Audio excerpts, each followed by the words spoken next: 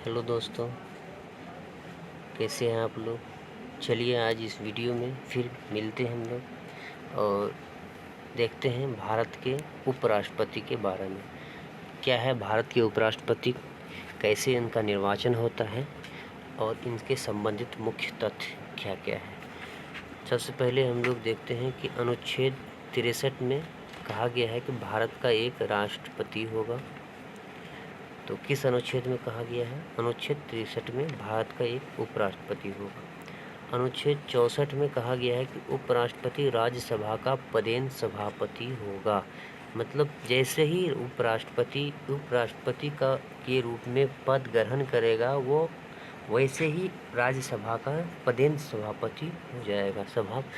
सभापति हो जाएगा, मतलब पद धारण करते ही सभापति हो जाएगा। तो इसीलिए इसे पदेन सभापति कहा जाता है। अब हम लोग देखते हैं कि क्या क्या योग्यताएं हैं राष्ट्रपति निर्वाचन होने के लिए। तो जो योग्यताएं हैं, सबसे पहले राष्ट्रपति चुनने के लिए नंबर 1 में 35 वर्ष आयु होना चाहिए राष्ट्रपति निर्वाचित होने के लिए। नंबर 2, राज्यसभा के सदस्य चुनने योग्य होना चाहिए। मतलब जो भी राष्ट्रपति चुना जाएगा वो राज्यसभा के सदस्य के बराबर योग्यता रखता हो। तीसरा है कि वो भारत का नागरिक होना चाहिए। भारत का नागरिक से मतलब ये है कि चाहे वो जन्म से भारत का नागरिक हो या फिर पंजीकृत भारत का नागरिक हो। जैसे जो भी भारत का नागरिक नहीं है, किसी दूसरे कंट्री का या कोई भी हो, जो प्रावधान भारत के नागरिकता प्राप्त करने के तहत पंजीकरण के द्वारा जो भारत का नागरिकता प्राप्त करते हैं, वो भी अगर भारत का नागरिक हो जाता है तो राष्ट्रपति उपराष्ट्रपति के लिए निर्वाचित हो सकता है। और चौथा है कि उनके 20 प्रस्तावक प्लस 20 अनुमोदक, 20 प्रस्तावक और 20 अनुमोदक होना चाहिए राष्ट्रपति निर्वाचन होने के लिए। और अगला है कि 15,000 की राशि RBI में जमानत के तौर पे जमा करना होगा। ये सब राष्ट्रपति की अर्हताएं या योग्यताएं थी। अब इससे आगे हम देखते हैं कि राष्ट्रपति पदेन सभापति क्या होता है और कैसे राष्ट्रपति पदेन सभापति के रूप में कार्य करता है।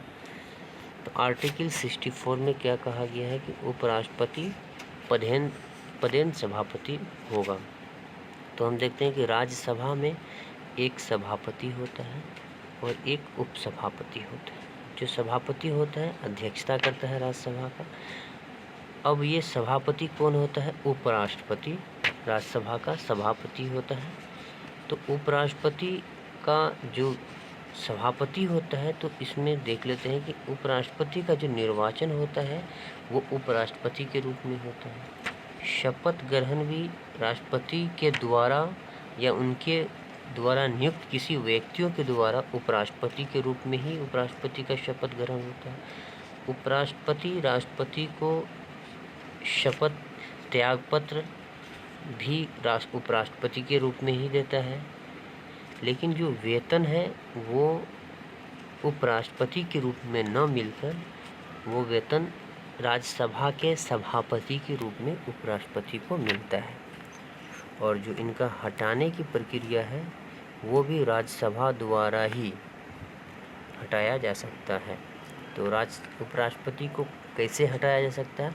इसके लिए कोई महाभियोग की प्रक्रिया नहीं है, लेकिन इनको हटाने के लिए साधारण बहुमत से राज्यसभा के सदस्यों द्वारा इन्हें हटाया जा सकता है, लेकिन उनमें लोकसभा भी सहमत हो। अब इनके जो आगे देखते हैं कि इनका निर्वाचन कैसे होता है। तो इनका निर्वाचन, राष्ट्रपति का निर्वाचन भी एकल संक्रमणीय मत पद्धति के द्वारा होता है, लेकिन इनमें विधानसभा के सदस्य मतदान नहीं करते हैं। जैसे उपराष्ट्रपति का निर्वाचन में विधानसभा के निर्वाचित सदस्य भाग लेते थे, तो इनमें विधानसभा के निर्वाचित सदस्य भाग नहीं लेते हैं।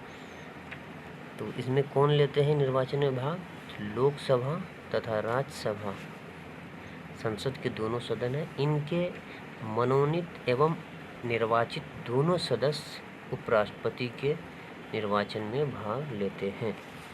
तो राज्यसभा के राष्ट्रपति के निर्वाचन में मनोनीत सदस्य भाग नहीं लेते थे, लेकिन याद रखिएगा इनमें राज्य की विधानसभाओं के कोई भी सदस्य या विधान परिषद के कोई भी सदस्य इसके निर्वाचन में भाग नहीं लेते हैं। ओनली फॉर लोकसभा एवं राज्यसभा के दोनों सदन के निर्वाचित एवं मनोनीत सदस्य इसके निर्वाचन में भाग लेते हैं। अब इसका कार्यकाल इनका 5 वर्ष का होता है। किसमें है? आर्टिकल 67 में है, कार्यकाल 5 वर्ष होता है। इनका पद मुक्ति देख लेते हैं। तो राष्ट्रपति पद निम्नलिखित कुछ कारणों से विमुक्त हो सकता है, जैसे वो 5 वर्ष से पहले भी, मतलब पदावधि की समाप्ति होने पर भी उसकी रिक्त हो सकता है। अगर वो त्यागपत्र दे दे, त्यागपत्र देने से भी पद रिक्त हो जाएगा, या उसे बर्खास्त कर दिया गया हो, या फिर उसकी मृत्यु हो गया हो। मृत्यु होने पर यदि वो पद ग्रहण करने से अयोग्य हो अथवा निर्वाचन, अगर देखिए अगर वो उनका निर्वाचन अवैध घोषित हो जाता हो, फिर भी उसका पद विमुक्त हो जाएगा। लेकिन एक बात याद रखिएगा कि अगर निर्वाचित उपराष्ट्रपति निर्वाचन हो जाता है और वो उसका पद अवैध घोषित हो जाता है, तो पद अवैध घोषित होने से पहले जो कार्य किया है वो उसके कार्यकाल में जो भी कार्य हुआ है वो सभी प्रभावी होंगे, मतलब वो सभी कार्य वैध होंगे।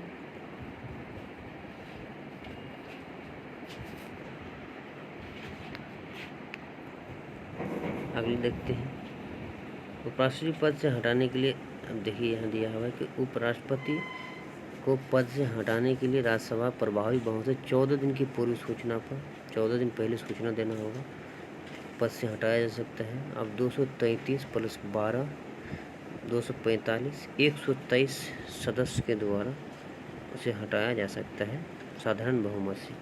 लोकसभा भी लेकिन सहमत रहना चाहिए। आगे है कि अगर राष्ट्रपति उपराष्ट्रपति दोनों का पद खाली हो तो भारत का मुख्य न्यायाधीश राष्ट्रपति के रूप में कार्यवाहक कार्य करता है। अब देखिए अगर राष्ट्रपति उपराष्ट्रपति दोनों का पद खाली हो तो क्या होता है, भारत का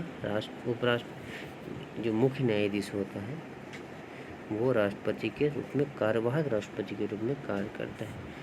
जस्टिस M. हिदायतुल्लाह ने मुख्य न्यायाधीश थे जो कार्यवाहक राष्ट्रपति के रूप में कार्य किया था। एक बात यहाँ और याद रखिएगा, देखिए कि जब उपराष्ट्रपति कार्यवाहक राष्ट्रपति के रूप में कार्य करता है तो जो इनका वेतन होता है उपराष्ट्रपति का, फिर राष्ट्रपति के रूप में ही इनको वेतन मिलता है, राष्ट्रपति के रूप में इनको वेतन मिलता है। और जो उपसभापति होता है अपने पद पर रहते हुए ही सभापति का कार्य करता है। लेकिन जब उपसभापति का पद रिक्त हो तो राज्यसभा अपने सदस्यों में से वरिष्ठ सदस्य को उपसभापति के तौर पे नियुक्त करता है। यह उपसभापति अपने पद रहते हुए सभापति कार्य करता है। अगर उपसभापति भी न हो तो राज्यसभा अपने किसी वरिष्ठ सदस्य को सभापति चुनता है। तो इस प्रकार हम लोग उपराष्ट्रपति को देख लिए। वो आगे अगले वीडियो में फिर मिलते हैं।